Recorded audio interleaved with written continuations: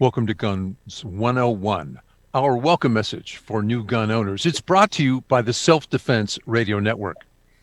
I'm Rob Morse from Self-Defense Gun Stories.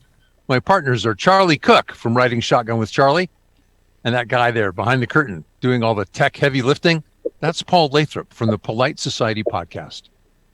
We have Annette Evans with us today. She's from Beauty Behind the Blast and On Her Own. Annette, millions of gun owners said, I don't feel as secure as I did last week. Let me get a gun to protect myself and my family. And now we've got the lockdown. A lot of them, we can't get them into classes. We can't get them to the range. How are we going to keep this firearm safe in their home? Well, first of all, I want to say welcome to being a gun-owning American. And in terms of keeping things safe in the home, a lot of it depends on your context, right? What is it that you need to keep your gun safe from? If you've got kids in the home, then you definitely need to lock everything up. If you only have adults in the home who are educated about firearms and you know that, then there's other things that you might be able to do. So maybe in that case, it's safe to keep it in a closed drawer versus keeping it locked up behind a safe. It's always better to have it in a safe if you can, but I can certainly understand situations where maybe you know 100% for certain that nobody else is going to be inside the lock container that's your house. The other thing I want to point out is that while having a safe is best, we know it can be really hard to go out and buy a safe right now. So one of the things you might want to consider is doing something like a lock strong box, a Pelican case or some similar hard-sided case with good padlocks and a good security chain to an immovable object, almost as good as a safe. I like that a lot. And these days, lots of firearms come in a pretty secure plastic box. I mean, you'd completely destroy it to get inside. You're not going to get in there by hand without tools. Yep. It's not a perfect solution, but it's a pretty good solution, especially right now when all you can do is order something off Amazon and hope it gets here within the next 2 weeks. Right. I've got a question for you, Annette. You said you want to keep the guns locked away from the kids.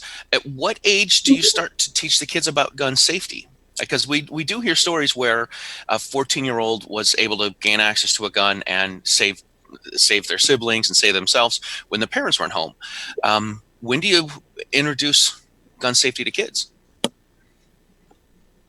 It depends. I'm sorry, that's a professional problem with me. I always want to answer, it depends, but you're going to know your kids best.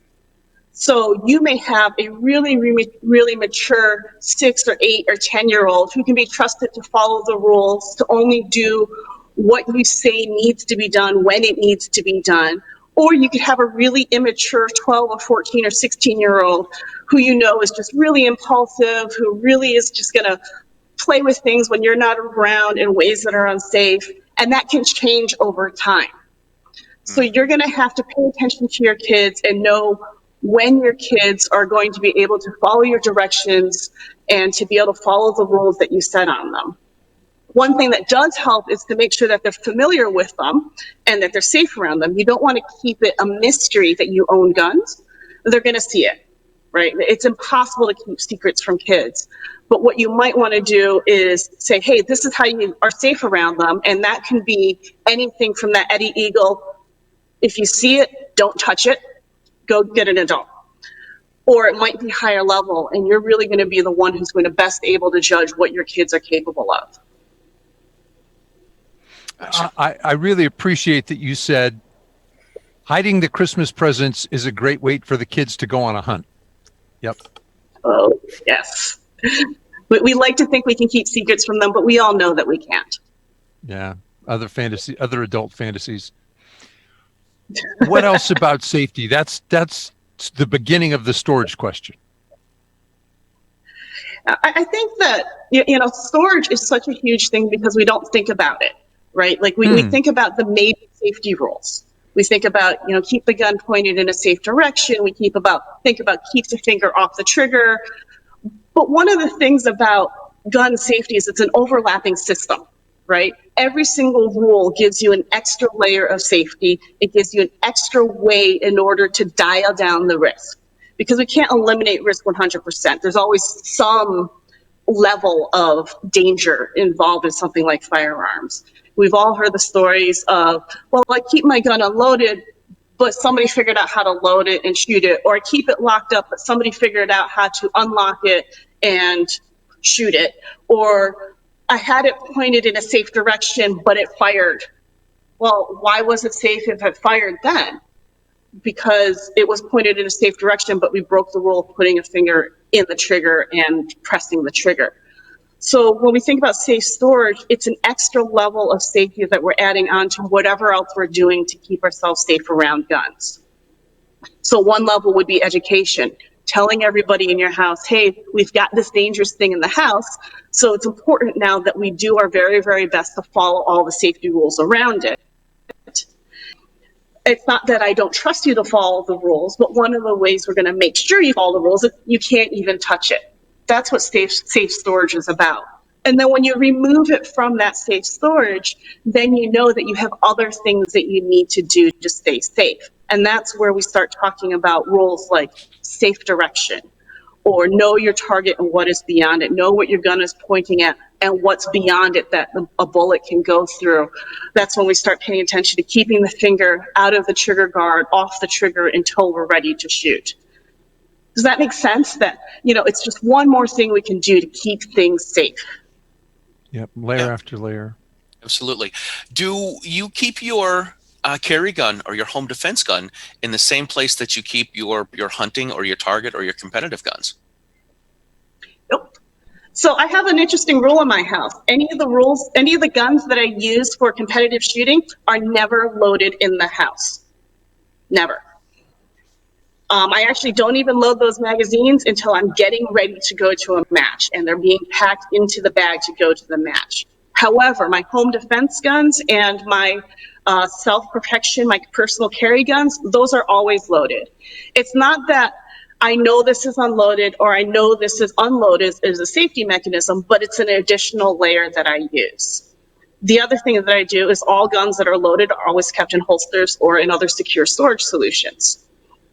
And there's specific ones that are used for those defensive guns. Leading right into that, your special storage safe, is it, do you have the biometric ones? Do you have the electronic ones where you punch in a code and the door pops open? So I'm lucky right now. I don't live with any kids. I don't have any kids. And I need to be a little bit less concerned about the hardened layers of security that we'd need from people who shouldn't access my firearms. So in my case, my safe storage is my entire house, the entire place that I live. And then what I do is I keep my guns inside storage containers that aren't locked right now, but can be locked if I know that there's anybody who's going to enter into my home who shouldn't have access to my firearms.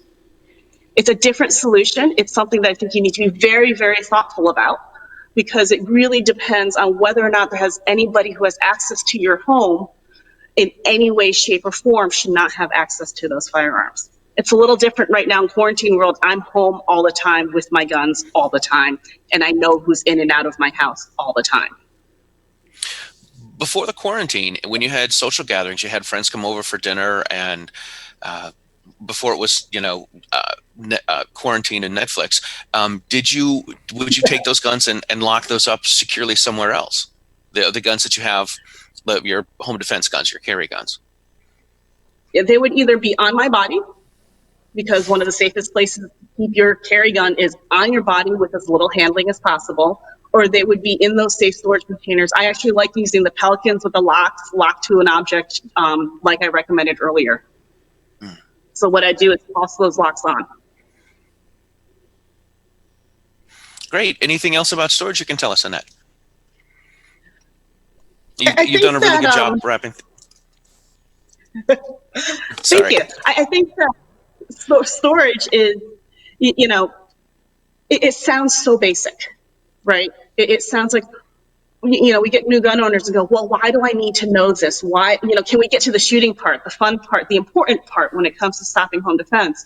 And what happens is we forget that That's the 0.00001% of the time that we're using guns. The other 99.99999% of the time, that gun is sitting around and it's Schrodinger's gun. It's a danger, it's not a danger, but we don't know until we get to it. So the best way we can protect ourselves from the dangers of having that gun in our house is to make sure we're safe as possible. And number one, lock it up. Lock it up or keep it in some other secure location or secure place where you can't just go up and play with it. The other thing I want to mention is protecting the trigger guard of the gun.